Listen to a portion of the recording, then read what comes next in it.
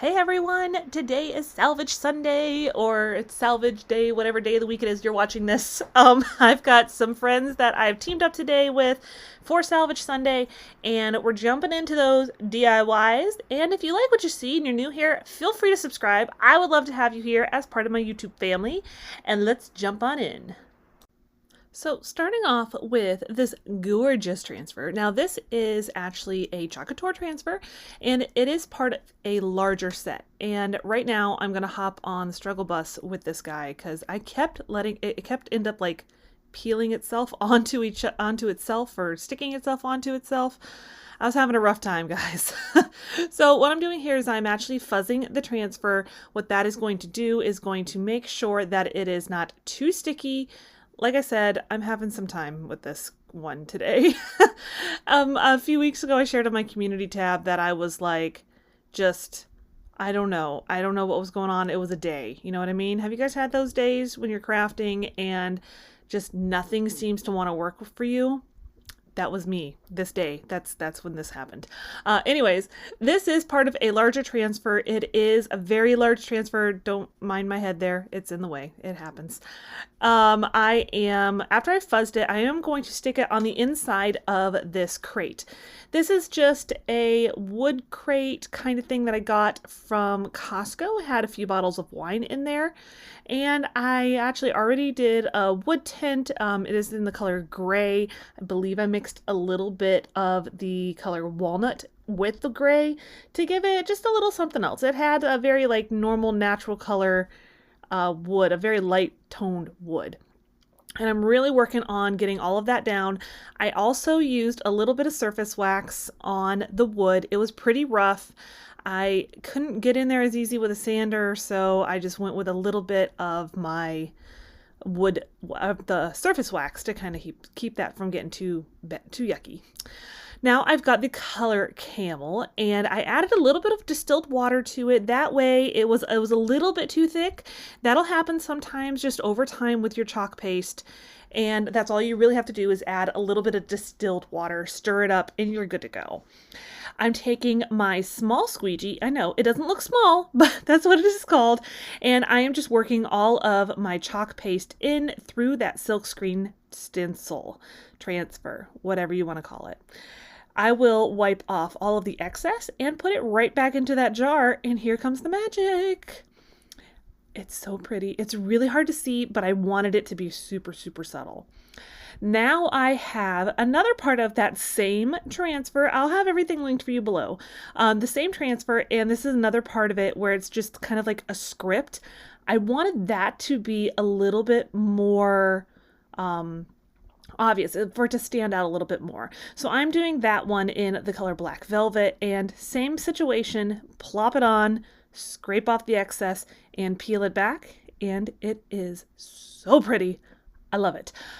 Now that our chalking is done, I am going to put some handles. Now, obviously, these handles are not going to be functional. That is okay. I wasn't planning on making them functional. I'm not going to put anything in this little crate that I need to tote around, to be really honest. It's definitely decorative. Now, I am looking for some glue because my hot glue just was not cutting it. So you're going to see this glue a lot in this video, just so you know. I'm going to take my Star Bond, and I believe this is the thick formula. There's a few different ones. I've recently figured out that it actually has to do with how thick or how runny the glue itself is. So I put down a good amount of that, and then I take my spray accelerator, and then I'm going to glue down my rope. That is just the nautical rope from Dollar Tree. And now I've added the really fine tip on there, and just to kind of put a little bit more glue in so the rope is a little bit more flush. I'll just, whenever you work with this rope, if you guys haven't before, it gets lots of little bits of pieces and everything, and just a little bit of, fire will fix it. Be careful when you're doing it though, because obviously I had already put on some glue on there. I always have, anytime I deal with fire inside my craft room, I always have a spray bottle nearby just in case something gets out of hand. Because wouldn't that be so horrible if something got out of hand with that? Anyways, I'll do the same thing with the handle on the other side, just adding my rope just to give it a little bit more of a like functional look. And here is the side with the quote, and then you'll see here the side with the actual design. I love this.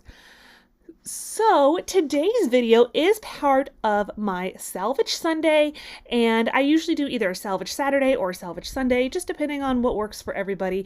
But I've got some amazing friends that are joining me on this fun video. It's all about taking salvaged stuff and remaking it, reusing it. I cannot wait to see what these other ladies have done with their salvaged pieces. All of their channels will be listed for you down below, so go check them out. Like I said, I just can't wait to see what they have. We're going to get back into it. Now, this is a couple of pieces that are actually salvaged from, I don't know what. It came actually from somewhere up in Savannah. There's like this warehouse that does all kinds of things with different furniture pieces. And I go in there and I say, give me the broken stuff. That's kind of where this whole idea of like a salvage projects kind of comes along. It had some almost like a netting looking thing, but it was wood. So I actually trimmed all of that out from the middle part of it. These two pieces were not necessarily connected. Obviously they go together, you know, they're going to go together now, especially. So I'm taking my Star Bond glue and I ended up putting it all together, and then I promptly had it fall off of something and fell apart. So now I redid the glue, put on my clamps, and I am going to just take a couple of screws and screw it in. There's actually some holes on the side, so I'm going to just make those holes kind of work for me, and they're not going to go all the way through. Like, I don't know what they were bumping into when I was trying to screw them together, but it was bumping into something, or this wood is just super hard wood, or I don't know. They weren't going farther through, so I just ended up getting a couple of smaller screws, and I'm also going to add a piece onto the back, which you'll see here in just a second. And I also painted it in the color Linen White from Rust-oleum. I did 2 coats to get a pretty good, you know, look to it. I took the end of a paint stir stick and just screwed it in. That way it felt like it would be a little bit more sturdy and it wouldn't come off. It wouldn't fall apart on me again. Once everything's glued and I let it dry and cure and everything like that, I'm going to go in with some antique wax. I had to go back and forth. I'm like, do I leave it wood? Do I not leave it wood? Do I paint it? Should I not paint it? But I'm really glad that I did paint it, because when it was that more of like that one tone from the wood, you couldn't see all of this depth and detail. So I'm really happy with what I ended up doing. I am going to add a couple of little pieces of hardware on the back of this. I don't show it here, but I'm going to add some hardware on the back so that I can hang it up on my wall. And as you can tell right now, I am taking some antique wax. This one is from Folk Art, and I'm just adding it in, brushing it over, maybe just slightly more than a dry brush, just so I can make sure I'm pulling in a lot of detail to that gorgeous piece. Now, what I also, when I was painting it, I was trying to kind of stay a little bit smoother, but not too much. So when you're going over it with the antique wax, it's also going to give you a lot of detail and make it look even more like old. I know it's old, but it's even looking older. And here is how it turned out. I just think it's just super pretty. And this baby is going up in my bedroom on the wall because it kind of looks like a heart. Now I am taking, these are actually pieces from some palettes that I have kind of found over the last few months, and there's my doggie in the background. That's Gizzy, by the way. I am going to just do some sanding down. These are obviously super rough. I started off with like a 40 grit sandpaper, then I moved to like an 80 grit.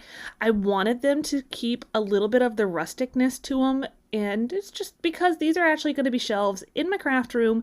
If you saw my craft room tour, you will have already seen them. I did do this on a pretty good budget, in my opinion. Obviously, the palettes were things that I found. So those, oh, some of them must have gotten my dog's attention. Sorry, I didn't notice that before. So obviously the palettes were free because I've just found them on the side of the road. And then the hardware I'll show you in just a minute. But it ends up being about a $30 project. So not bad for shelves. Now I'm taking, and this is optional, you don't have to do this. This is that Starbond glue again. This is the thick formula. And I am just filling in some of those nail holes because I'm a tad on the lazy side and I wasn't completely worried about pulling all of the nails out of it. And then I have a few pieces that have some cracks, so I'm just going to seal that up with that Starbond glue as well, just to make sure that, you know, it's physically sound, you know, like sturdy. I'm going to be putting a lot of stuff on these shelves. I want it to be sturdy. Once I've gotten it sanded down enough and I've sanded down any spots where the Starbond glue is, I am now going to stain it. Now, if you are worried about if you're filling in really thick holes, you can add your Starbond glue after you stain it, because like right now you can obviously see where the glue is. I wasn't worried about it because these are very rustic. They're going to be covered in my containers of paint and different things like that. So it's totally up to you. But if that's something that would bother you, that's what I would suggest doing. Stain it first and then fill in any holes or cracks, that kind of thing. This stain is actually the dark walnut, I believe. I will have it listed for you below just in case I can't remember the name of it.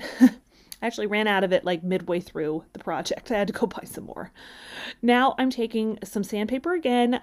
I kind of just reused some of the discs that weren't too badly worn, and I'm going over it after it's been stained, just one time staining, just to give it a little bit more of that real rustic look, to wear away some of that stain, show off that wood grain. It's just super pretty. Next, I'm going to take these brackets and I'm going to kind of explain to you how we use them. These are listed in my Amazon store below if you want to pick them up. They have all different kinds of sizes for them. So I'm going to show you kind of how I put them in the wall. So I'm going to go a little low tech and hold my phone while I tell you how I put these in. Rather than show you, I was just going to do it after the fact. So first what you do is you're going to put one of these brackets in. Don't worry so much about like placement level, whatever. Find a good spot for it, however high or low on your wall. You're going to use a stud finder. They're pretty inexpensive. I will try and link one for you below. I've had mine, well, okay. I stole my husband's, to be really honest. So we're just going to put this into the wall. I usually just do the bottom or obviously you do one or the other first. I think I did most of them the top one first. Seemed easier that way. When you're doing it, make sure you're being kind of aware of how much space you have. I had a little hard time on these ones because of how close this set was. So anyways, you're going to put in your screws on the top part, and then you're going to go ahead and put another one wherever else on your wall. Mine are already filled up. So you'll find your next stud. So for example, on my wall, that's right here. I'll show you an example. This is where the next stud is. You're going to put your next one in. You want to get your level set between these 1 and 2. Get your level, get it in the right spot, and then you'll screw it into the wall. Again, you haven't even done anything with your actual shelves yet. Once you do that for however long you're going to have your brackets in, I think I ended up doing 4 across. I'll have all the measurements listed for you below as far as like how long this wall is and how long my wood planks are. That's after you've gotten all of these brackets put in. Again, from one to the next, you'll do your level. If you have a better way of doing it, then that's great. That is just how I did it. And then you'll put down your wood, and underneath is where it actually screws in underneath there. It's nice because this does have this little lip. These brackets are available in all different widths, so it just depends on what you're using. So truth be told, it is a bit on the messy side, but this is kind of how my shelves look now. I absolutely love it. It's been one of my favorite things that I've actually made myself. So you guys will have to drop down some comments below if you're curious on anything, have any questions about anything for the shelves. All right, so now I have this little wood piece. I'm really not sure what to call it. I actually cut a side. One side was rounded, the other side was flat. So I actually just cut it down a little bit with my miter saw, took off all the hardware and sanded it down. Now, I am going to, again, use the Starbond glue. Not sponsored unless you want to, Starbond. If you hear this, Starbond. I'm just kidding, guys. Anyways, you're just going to put it in any little holes that you're trying to fill. I am going to paint this one just because obviously you'd see all those holes if I ended up doing it with a stain. They do have a black one though. I'm kind of interested in trying out. It's like a much darker one. Now to fill the holes, what I ended up doing, which I'll be honest, I think it's a little ingenious on my side. I fill the back side first to keep all the stuff from coming out. And then I am going to fill the front side and do my spray accelerator, flip it upside down so it'll kind of steady in. And then I'll spray it one more time, just trying to keep it kind of from getting a big bubble of glue. I did the same thing on this guy with the paint. I did one good coat of the Rust-oleum linen white chalk paint, and I have this little sign here, the laundry sign. It's from Hobby Lobby. Got it while it was on sale. It's just in the section with all the little hardware and the knobs and all that. Next, I am going to just I'll attach my little laundry sign, and it's covering up the hole. There was actually a hole there in the middle. And I am then going to just take my screws back on that came with the, well, it didn't come with those hooks. It was that way from the, furniture store. I'll reattach them, and then this project will be done just as easy as that. Same thing, I'm going to just add some hardware onto the back of it. Easy, quick project. Now, this little guy, well, not so little guy, is actually part of a TV table I found in the garbage. I found a pack of 4 of them, and they're kind of awesome. This is my second one I am doing. Again, the linen white chalk paint. I'm just going to do a good coat on the back side and the front side, and then magical, it's done. And I'm going to take some IOD, I'm trying to think of the word, transfers. They are just the rub-on transfers, and I did do some sanding on the top part of this tray. I will kind of find the middle part. I'm going to put it on towards the bottom part, and guys, listen to the directions because it tells you to seal it before you add your rub-on transfer, to seal it. And I was like, nope, in a hurry, just gonna slap it on there. I've done rub-on transfers before. I can do this. I'm a DIYer. It didn't want to rub on. I mean, like, do you see the force that I have going on right now? Like, you can tell. It's like my hands are clenched. And I'm like, you've got to be kidding me. It's not working right. Eventually, by brute force, I get it there. But man, did I put a lot of dents in this wood.